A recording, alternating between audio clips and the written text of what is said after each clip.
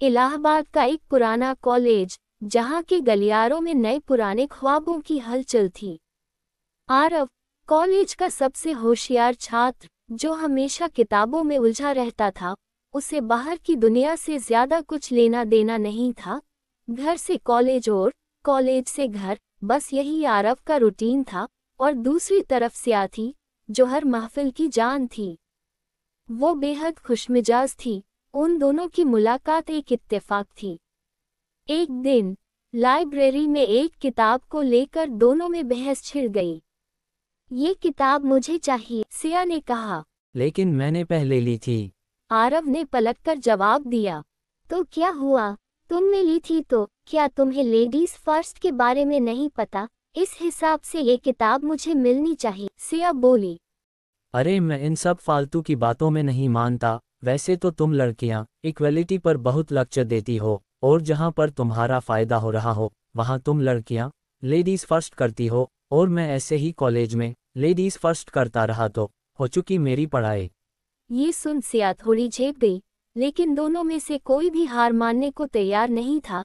दोनों की बहस इतनी लंबी हो गई कि आखिरकार लाइब्रेरियन को बीच में आकर फैसला करना पड़ा। उन्होंने कहा कि अगर दोनों को ही यही किताब चाहिए तो आप दोनों को किताब शेयर करनी होगी। धीरे धीरे इसी बहाने दोनों के बीच बातचीत शुरू हुई। धीरे धीरे यह बातचीत दोस्ती में बदल गई। अब दोनों ज्यादा वक्त एक साथ बिताने लगे थे।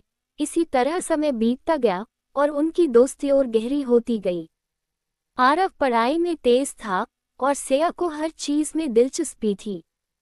वो पढ़ाई में तो तेज थी ही, लेकिन वह कविताएं भी लिखती थी, जिसे पढ़कर आरव उसे चिढ़ाता रहता। लेकिन सिया को उसका चिढ़ाना बुरा नहीं लगता था और वो उसकी हर बात को मस्ती में उड़ा देती।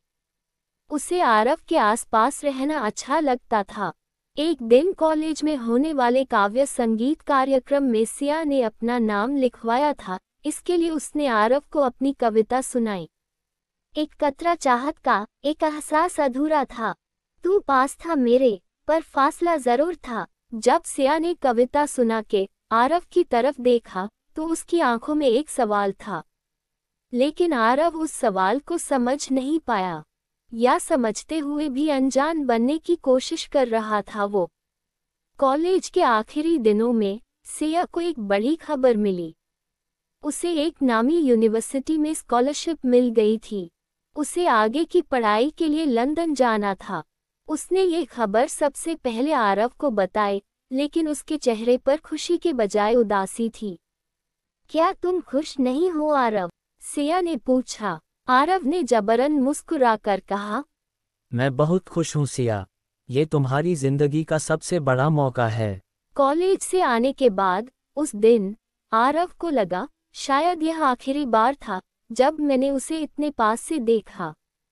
शायद मैं उससे कभी ना मिल पाऊं। सिया के जाने के दिन आरव उसे छोड़ने एयरपोर्ट तक नहीं गया। वह चाहता था कि वह चली जाए, लेकिन उसे पता भी न चले कि उसके पीछे कोई अधूरी मोहब्बत रह गई है। आरव के पास कई मौके आए सिया को अपनी मोहब्बत के बारे में बताने के, लेकिन वो कभी हिम्मत नहीं कर पाया। उसे लगता था कि मैं सिया का बहुत अच्छा दोस्त हूँ, कहीं ऐसा ना हो कि मैं उसे अपनी मोहब्बत के बारे में बताऊं और उसकी दोस्ती से भी हाथ धो बैठूं, और यही उसकी जिंदगी की सबसे बड़ी गलती थी। दूसरी तरफ सिया को लगता था कि उसने कई बार आरव को अपनी कविताओं के जरिए अपनी भावनाओं को बताने की कोशिश की है। शायद वो मुझे पसंद नहीं करता, नहीं तो कोई तो रिस्पॉन्स करता मुझे। ऐसे ही सोचते सोचते साल बीतते गए। आरव ने अपनी पढ़ाई पूरी की और एक बड़ी कंपनी में इंजीनियर बन गया। सिया भी विदेश में अपने सपनों को पूरा करने में जुट गई, लेकिन किस्मत को शायद कुछ और ही मंजूर था। 10 साल बाद कॉलेज के एक पुराने दोस्त के घर में दोनों फिर मिले। आरव सिया को देखकर हैरान हो गया। सिया अब एक जानी मानी लेखक बन चुकी थी और आरव अपनी नौकरी में व्यस्त था। जब उनकी नजरें मिलीं, तो दोनों के बीच पुरानी यादें फिर से ताज़ा हो गईं। कैसे हो आरव? सिया ने पूछा। बस जिंदगी चल रही है। तुम कैसी हो सिया? अच्छी हूँ आरव। लेकिन पता नहीं क्यों कुछ अधूरा सा लगता है। सिया ने हल्की मुस्कान के साथ कहा। तुम इंडिया में ही शिफ्ट क्यों नहीं हो जाती? यहाँ तुम्हारे दोस्त है, रिश्तेदार है, तुम अकेला फील नहीं करोगी?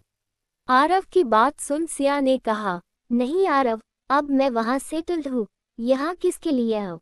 शादी के बाद जब सिया वापस जाने लगी तो सिया ने आरव को अपनी एक किताब दी जिसका नाम था अनकही मोहब्बत, और बोली, आरव मेरी किताब जरूर पढ़ना, मैं कल वापस जा रही हूँ, तुम आओगे एयरपोर्ट मुझे छोड़ने। ना जाने क्यों इस बार आरव सिया को मना नहीं कर पाया और बोला, मैं ज़रूर आऊँगा सिया। घर जाकर आरव ने जब किताब के आखिरी पन्ने पढ़े तो उसकी आंखें नम हो गईं। एक कतरा चाहत का, एक एहसास अधूरा था। तू पास था मेरे, पर फासला जरूर था। वो समझ गया कि ये कविता सिर्फ एक कविता नहीं थी, यह उनकी कहानी थी, एक अधूरी कहानी, लेकिन कभी न खत्म होने वाली मोहब्बत। उससे ऐसा लगने लगा कि सिर्फ मैं ही नहीं, सिया भी मुझसे उतनी ही मोहब्बत करती है, और हम दोनों एक दूसरे को बताने से इसलिए डरते रहे कि कहीं मोहब्बत के चक्कर में एक दूसरे की दोस्ती ही ना खो बैठे। अगले दिन सिया वापस जाने वाली थी और अब आरव ने सोच लिया था कि कुछ भी हो जाए इस बार मैं अपनी मोहब्बत को वापस नहीं जाने दूंगा। एक दूसरे को ना बताने के चक्कर में हम दोनों ने अपनी जिंदगी के कीमती 10 साल बर्बाद कर दिए। ये सोच आरव एयरपोर्ट के लिए निकल गया।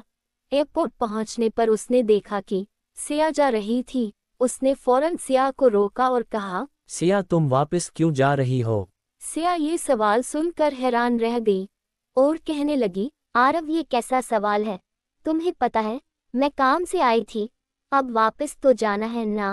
नहीं सिया अब नहीं, अब मैं तुम्हें वापस नहीं जाने दूंगा। तुमने और मैंने अपने अनमोल 10 साल खो दिए सिर्फ एक दूसरे के इंतज़ार में, एक अनजाने डर से कि कहीं अपनी मोहब्बत का इजहार करने से हम अपनी दोस्ती भी ना खो बैठे। पर अब बस, मैं अब अपनी ज़िंदगी में ठहराव चाहता हूँ सिया, मैं अपनी पूरी ज़िंदगी तुम्हारे साथ बिताना चाहता हूँ।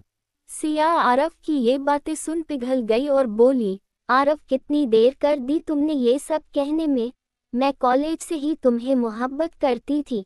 कितनी बार मैंने कोशिश की तुम्हें बताने की अपनी कविताओं के जरिए, लेकिन तुम समझे ही नहीं आरव, या समझकर भी अनजान बनने की कोशिश करते रहे, क्योंकि जब भी मैं अपनी कविता के जरिए तुम्हें बताने की कोशिश करती तुम मेरी भावनाओं का मजाक बनाते थे।